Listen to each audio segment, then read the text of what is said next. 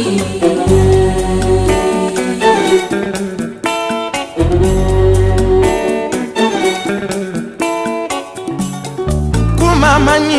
imalon kumadu belema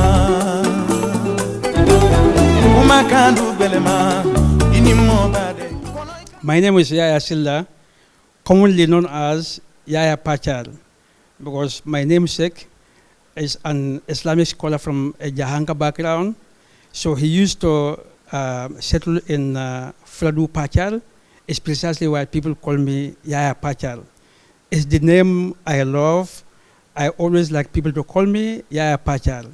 So I was born and raised at Jara Sudukung by my grandfather, who was one of the main scholars at the town in the time.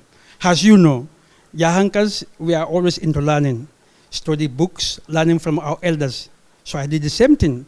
Alhamdulillah, by the age of 17, it was then I took special interest to learn English language. I will tell you in the future why I started learning English.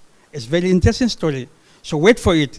It's something that I will talk about in my book ranking coming on the 28th of August, 3 weeks from today. So I started publishing book in 2013. The reason why I started publishing books, as you know, if you want to preserve knowledge, the best tool to preserve your knowledge is not to store in your memory, is to write in books. Books is the main tool where you can preserve knowledge. It's precisely why in 2013, I have started writing. So the first book that I have written is called Marriage and Society. So which is centered about the issues surrounding marriage. I have also talked slightly about immigration, also friendship, how to look after your family, and all a host of issues. So my second book was about how to build the Gambia. You may wonder why you give this title to a book, How to Build the Gambia. Well, I have written this book during the political impasse from 2016 to 2017 after the general election. So I have witnessed a lot in this country. As you can imagine, when President Jammeh came to power in 1994, I was just 19 years old. I was 19 years old. Despite all that, so I have actively participated in the political process in that time, not in the mainstream politics, but wherever they go, I follow them. All right, so right from the start, I was the person who is always around the books. My grandfather used to have a lot of manuscripts. He used to have a lot of books. So I took interest in writing right from the start. As long as I can remember, I think from the age of 5 to 6 years old. So that's when I started writing. But in those days, there's nothing useful to write. We only write about everyday stories. But the special interest that why I started writing, as I said before, it was just to preserve the knowledge. That's number one. Number two, I also want to ensure that whatever little knowledge I have or little experience, I have to share with the people also to export my culture outside the Gambia. And the only tool that you can use to effectively export your culture is books. So it's precisely why I have ventured into writing a lot. So my third book after How to Build the Gambia, as I say, How to Build the Gambia was inspired by a political situation in the country.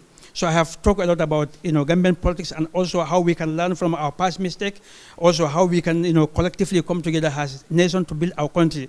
So my third book was the power of positive imagination. As you know, everything starts from your imagination.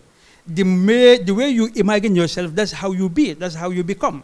So the power of positive imagination is about the youth, how they can use positive imagination to become who they want to be. So my number 4th book is Why Do Good People Suffer? As you know, wherever you go, there is a lot of suffering. Some may say this is a part of life. You have to test suffering in order to become a good person of yourself. But I have asked the question, which is very philosophical, but why good people suffer all the time? So this is the book number 4. Book number 5 is very interesting title. I'm sure all the youths in the Gambia will love to get the copy. It's How to Become a Millionaire. All of us want to become a millionaire, but how? That's what I discuss in this book. I'm not going to say much about this. You just buy the copy and find out more. Now, my book number 6 is Danju, A Miracle Child. This is the first novel I have written. It's a fiction based on true story. Now, my book number 7 is Africa and Irregular Migration. Just to cut the long story short, in order for people to take you seriously, especially outside Africa, you have to have a publishing company, a publisher publishing your book.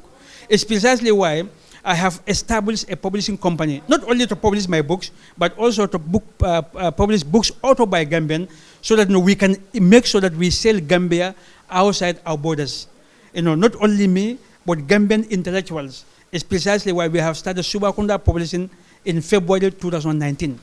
As you know, the more reading society you have, the more people read, the more creative they become. The more creative society are, the more productive they become. So reading, in order for society to become productive society, they have to start to cultivate the culture of reading. As you know, books were not introduced in Africa as the tool to learn and have knowledge. Instead, it was introduced in Africa as the tool to read and pass your exam. It's precisely why people don't read. People only read to pass exam, that's all. But in order to have a literal society, in order to have a creative society, you have to have the culture of reading. So now, the benefit of reading is huge. For example, I'll give you some proofs or some examples. Imagine economies like China, Brazil, Mexico, India, South Korea are the countries where people read. People read at least 12 hours every week, minimum. People in India, in all these countries that I have mentioned, they will read at least 12 hours every week. It's precisely why they have booming economy. Because the more you read, the more ideas you encounter in the page. The more ideas you have, the more creative you become. The more creative you are, the more productive society become. It's the essence of reading. So if you want to become productive, you have to start to cultivate the culture of reading. As you know, youths throughout the world now, they don't believe in the idea of going to school or going to university. So after graduation, you expect government to provide job for you. No. So these are the people that we call millennials. Millennials are people who want to depend on themselves. They want to be their own boss. They want to create their own companies. They want to become millionaires. They want to create wealth. So how is this possible without training? Because as you know, in the Gambia, it's only 32% of the youth who ever access entrepreneurship training. It's precisely why I came up with this idea that all the ideas that I have written in my book and all the ideas that I have encountered while I stay in the West, I put it all together in one massive learning material, and we start establishing the School of Entrepreneurship. So the whole essence of establishing this school is to encourage youths to venture into entrepreneurship so that they can become their own bosses. They can create their own wealth. So that the issue of Africa and irregular migration, I know it's going to be difficult to stop people migrating from point A to point B, but you can reduce if people become creative in their own environment. So I love the idea Make in the Gambia. So I am for Make in the Gambia. It's why I have started this School of Entrepreneurship. As you can see, every week we have a lot of participants. So our school, we offer public speaking class. That's what we are doing today. We also offer entrepreneurship training.